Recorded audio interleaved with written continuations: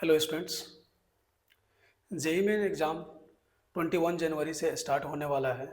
तुम्हारे पास सिर्फ बचे हैं 60 डेज, जिसके जिसके बाद ये डिसाइड हो जाएगा कि तुम्हारे 2 साल की मेहनत का क्या रिजल्ट आने वाला है। मैं आपको बता दूं, एवरी ईयर इसी टाइम पे स्टूडेंट 2 कैटेगरी में डिवाइड हो जाते हैं। फर्स्ट, वो जो पैनिक करते हैं। सेकंड, वो स्मार्ट स्ट्रेटजी फॉलो करके 99 प्लस परसेंटाइल अचीव कर लेते हैं। इस वीडियो में 60 डेज स्ट्रेटजी बताने वाला हूँ। वीडियो को लास्ट तक देखना। अगर तुम ये 60 डेज को डिसिप्लिन के साथ सही तरीके से इन राइट डायरेक्शन में यूज कर लेते हो तो तुम्हारा लाइफ बदल सकता है। मुझे मालूम है बहुत लोगों का सिलेबस इनकम्प्लीट है और कई लोग 100 मार्क्स पर आकर स्टक हो चुके हैं। कुछ लोग अभी सीरियस प्रिपरेशन स्टार्ट की।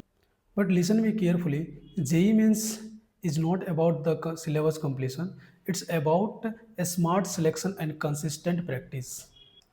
In 60 days, 150 to 180 marks absolutely possible है। जेई मीन्स में कुछ चैप्टर ऑलवेज हाई स्कोरिंग होते हैं। जैसे जैसे अगर मैं बात करूं मैथ्स में, so coordinate geometry, calculus, 3D vectors, इनसे क्वेश्चंस आते ही आते हैं। ओके। एंड सिमिलरली अगर मैं बात करूं फिजिक्स में, तो modern physics, current electricity, magnetism, optics, thermodynamics. And chemistry, chemical bonding, GOC, electrochemistry, thermodynamics. अगर आप ये चैप्टर्स पढ़ लेते हो तो लगभग आप 60% स्कोर कर सकते हो। अपन सबसे पहले 60 डेज को 3 फेजेस में डिवाइड करेंगे। First phase day 1 to 20। इस फेज में आपको हाई वेटेज चैप्टर्स को कवर करने हैं एंड PY क्वेश्चन सॉल्व करने हैं।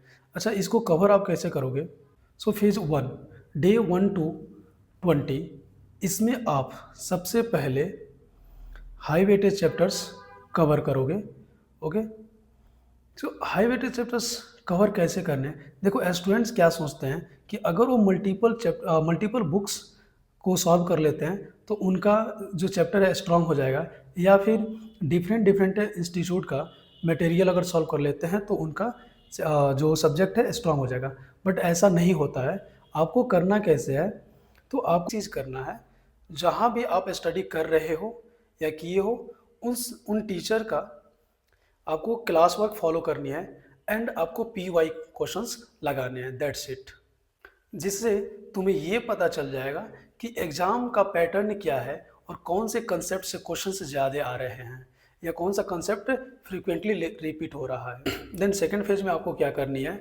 आपको चैप्टर वाइज मॉक टेस्ट लगाना है एंड उसको एनालिसिस करना है एंड जो कुछ भी तुम पढ़ रखे हो उसको रिवीजन करना है। फिर से फॉर्मूला लिस्ट अपना बना लेना है ताकि ये लास्ट के जो 10 डेज या 20 डेज बचेंगे उसमें बहुत ही काम आएगा। बिकॉज तुम उस समय ऑल सिलेबस कवर नहीं कर पाओगे, रिवाइज नहीं कर पाओगे, तो तुम जो कुछ भी पढ़ रहे हो उसका कोई बेनिफिट नहीं होने वाला है।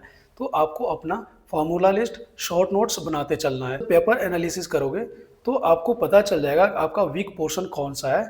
ठीक है, क्या आपने मिस्टेक किए हो जिसके कारण से ये क्वेश्चंस रॉन्ग हुआ है। तो पेपर को एनालाइज करो। देखो, जो इम्प्रूवमेंट होता है वो मॉक टेस्ट लगाने से नहीं होता है, मॉक टेस्ट को एनालिसिस करने से होता है। एंड लास्ट फेज में आपको क्या करना है? लास्ट फेज में तुम फुल सिलेबस टेस्ट लगाओगे और उसको फिर से एनालिसिस करोगे कि तुम्हारे कौन से चैप्टर वीक रह गए हैं, कौन सा पोर्शन तुम्हारा वीक है, किस कारण से तुम एरर कर रहे हो। तुम्हें अब कुछ भी न्यू नहीं पढ़ना है। जो कुछ भी तुम पढ़ चुके हो उसे ही रिवाइज करना है, एक्स्ट्रा कुछ नहीं पढ़ना है। अगर तुम अभी एक्स्ट्रा पढ़ोगे तो जो कुछ तुमने लास्ट के मंथ्स में या पहले जो पढ़ रखे हो वो सब भूल जाओगे, कोई बेनिफिट नहीं होगा। तो इसलिए जितना पढ़े हो उसी को पढ़ करके जाना है। न्यू चैप्टर्स, न्यू कंसेप्ट पे फोकस नहीं करना है। जो कुछ भी आप पढ़ रखे हो सिर्फ और सिर्फ उसे ही रिवीजन करना है। अगेन एंड अगेन अगर PYQ बनाते रहना है। एंड आप देखो, PYQ जितने टाइम्स बना सकते हो, एटलीस्ट आप 2 to 3 टाइम्स PYQ बना के जाओ, 100% आप क्वेश्चन सॉल्व करके आओगे एग्जाम। और मॉक टेस्ट लगाने का सबसे बड़ा बेनिफिट ये होता है कि आप जो मिस्टेक कर रहे हो ना, ये चीज़ें आपको पता चल जाती है और इससे आप सेम मिस्टेक फिर से नेक्स्ट एग्जाम में करने की चांसेस बहुत कम होती है। तो इसलिए एनालिसिस बहुत ही ज़्यादा इम्पोर्टेंट। अगर ये वीडियो इन्फॉर्मेटिव लगे तो मेरा चैनल सब्सक्राइब कर दीजिएगा, वीडियो को लाइक कीजिएगा और सबसे इम्पोर्टेंट बात कि वीडियो को अपने जेई फ्रेंड के साथ ज़रूर शेयर कीजिएगा। Thank you.